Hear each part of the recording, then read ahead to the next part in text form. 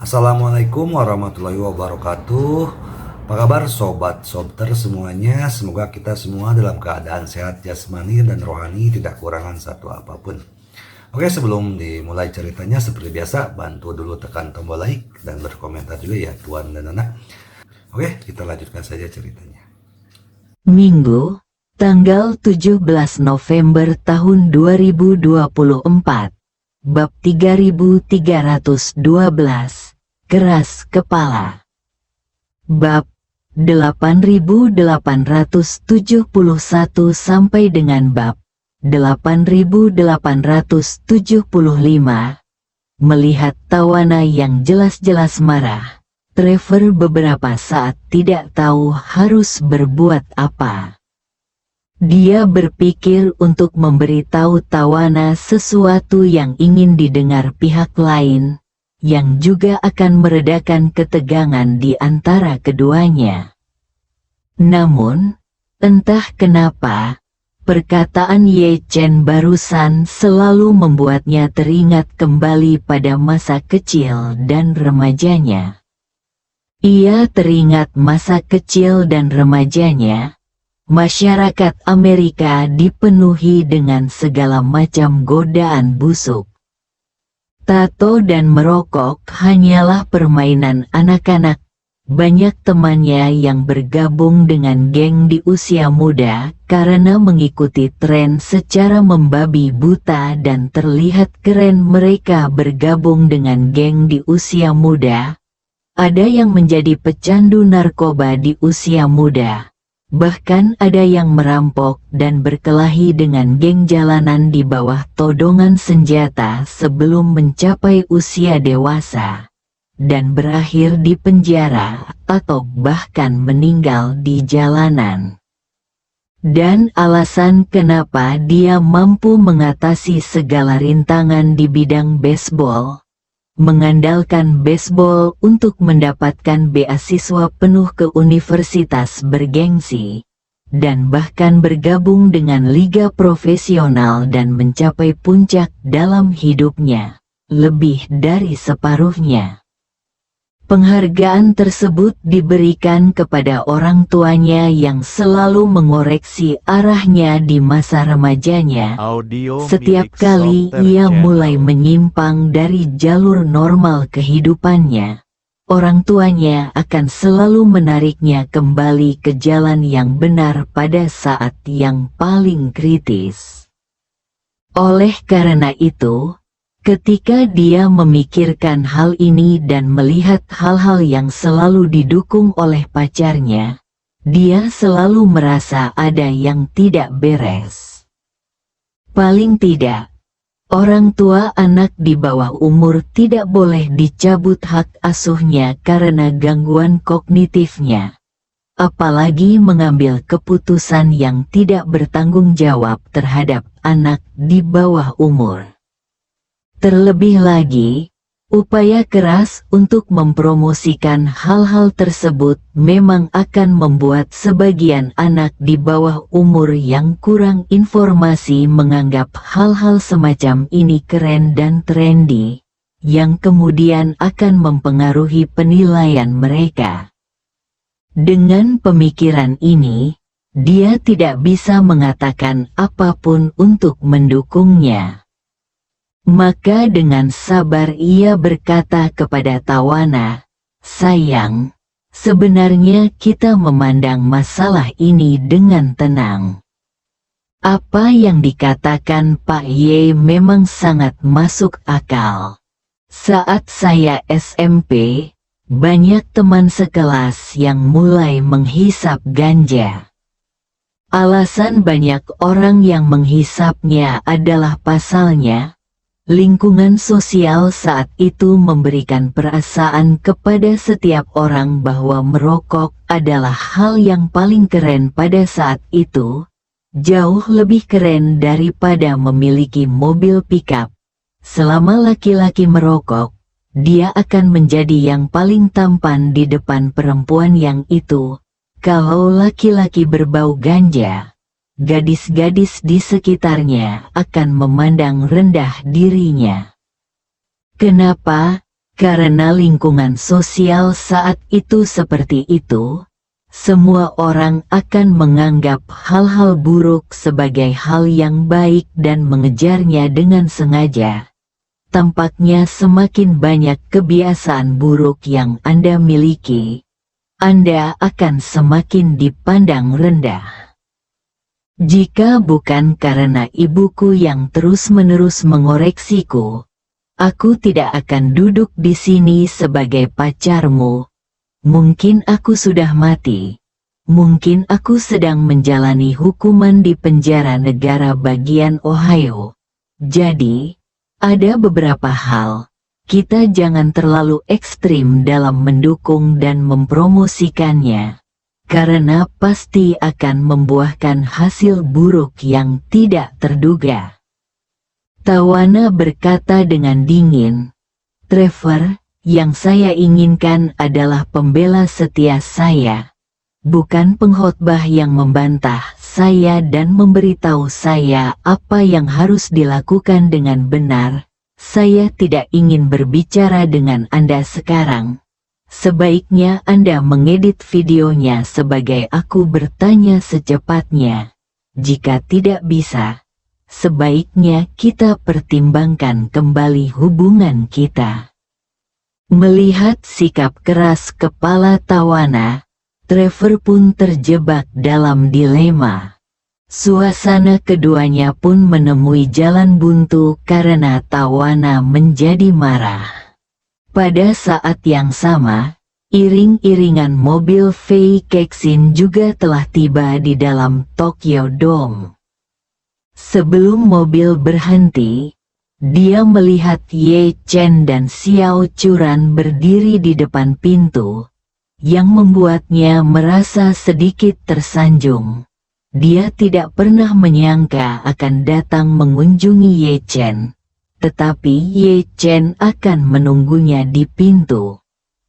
Setelah mobil berhenti, dia membuka pintu sendiri dan segera keluar tanpa menunggu asisten membukakan pintu. Ketika Mitsui Yoshitaka melihatnya, dia segera mengambil langkah maju bersama istri dan putrinya untuk menyapa.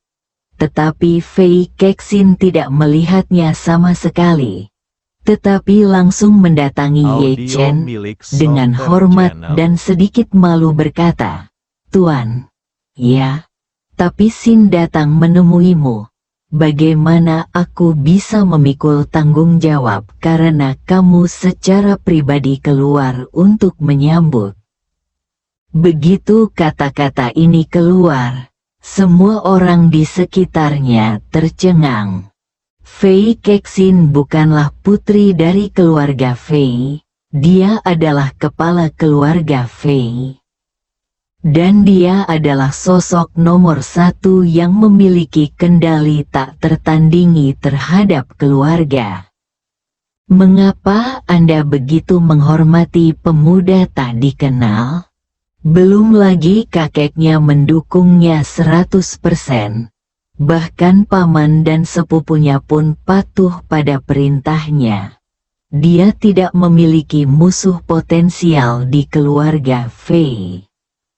Hal ini saja yang membuat Fei Kexin berbeda dari semua orang kaya generasi kedua.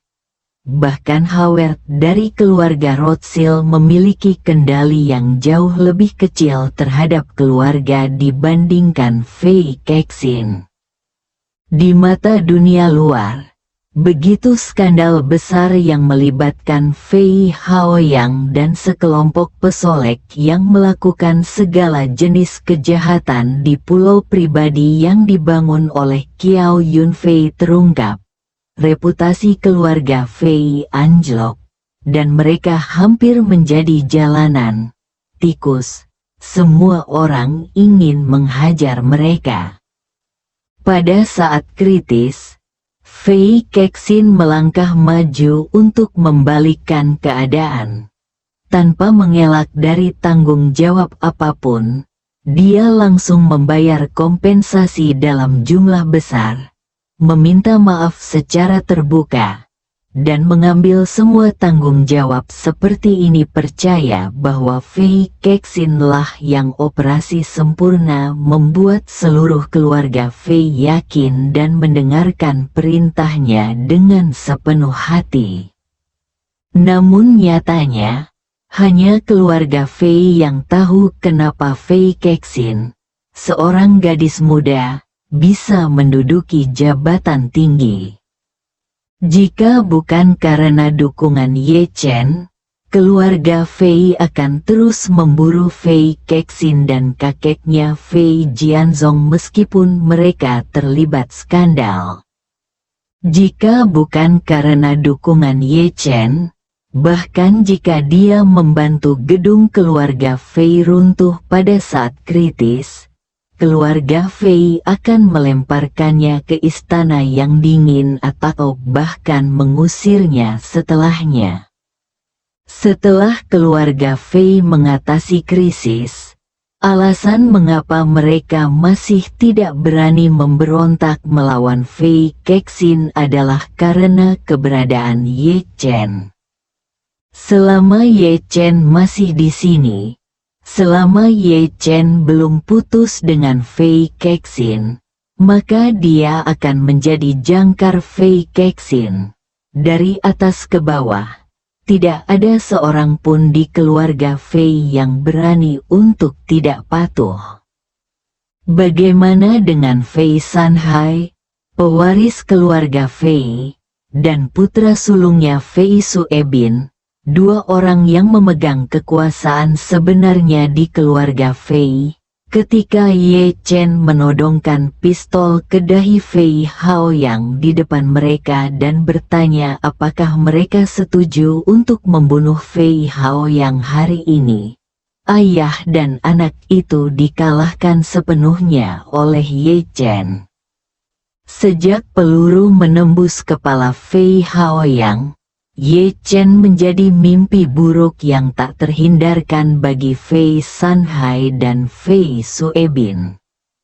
Adapun Fei Jianzong, demi umur panjang, dia telah rela menyerahkan semua kendali atas keluarga Fei, dan An puas menjadi kaisar umur panjangnya.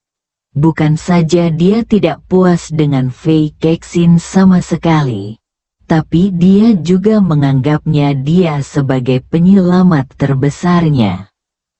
Oleh karena itu, kekuatan, rasa dingin, dan ramuan Ye Chen lah yang memastikan bahwa Fei Kexin dapat duduk kokoh di keluarga Fei dan memastikan bahwa tidak ada seorang pun di keluarga Fei yang merasa tidak puas dengan Fei Kexin. Oleh karena itu, meskipun Fei Kexin sangat mencintai Ye Chen, kebaikan ini cukup untuk membuatnya tunduk pada Ye Chen selama sisa hidupnya. Karena itu, meskipun kepala keluarga Mitsui ada di sini, Fei Kexin masih harus mengungkapkan rasa hormatnya kepada Ye Chen terlebih dahulu, serta ketakutan batinnya. Bahkan Xiao Curan sedikit bingung. Dia tahu bahwa Fei Kexin menghormati suaminya, tetapi dia tidak menyangka bahwa dia akan menghormatinya sejauh ini. Tapi Ye Chen memiliki ekspresi ketidaksetujuan di wajahnya saat ini. Tampaknya Fei Kexin menghormatinya sebagaimana mestinya. Dia memandang Fei Kexin dan tersenyum sedikit, dan berkata dengan tenang, "Tidak apa-apa, rasanya berasap di dalam. Bagus, untuk keluar dan mencari udara segar." Fei Kexin sangat pintar. Ketika dia mendengar ini, dia menebak orang dan hal apa yang mungkin membuat Ye Chen tidak puas. Jadi dia berkata tanpa ragu-ragu, "Karena Tuan Ye merasa ada suasana berasap di dalam, maka Kexin akan menemaninya. Dia, Tuan Ye dan Nyonya, mohon tetap berada di luar sebentar. Xiao Churan sedikit terkejut dan berkata dengan cepat, "Kexin, kenapa kamu menjadi begitu sopan?" Fei Kexin memandangnya, tersenyum dan berbisik di telinganya, "Pada acara resmi, Anda harus menunjukkan rasa hormat kepada Tuan Ye." Xiao Churan juga berbisik, "Kexin, kita semua berteman, kenapa kamu dan Ye Chen begitu sopan?"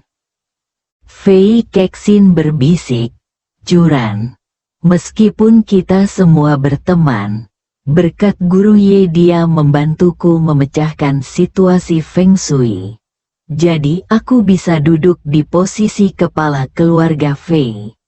Jika bukan karena Tuan Ye, saya mungkin masih berada di pengasingan. Dengan kebaikan ini, saya harus menghormati Tuan Ye di depan orang luar." Mitsui Yoshitaka tercengang.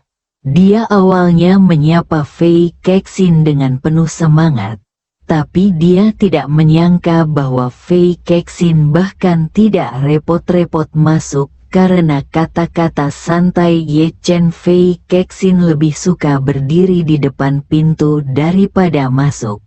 Maka tidak akan ada tempat untuk wajahnya.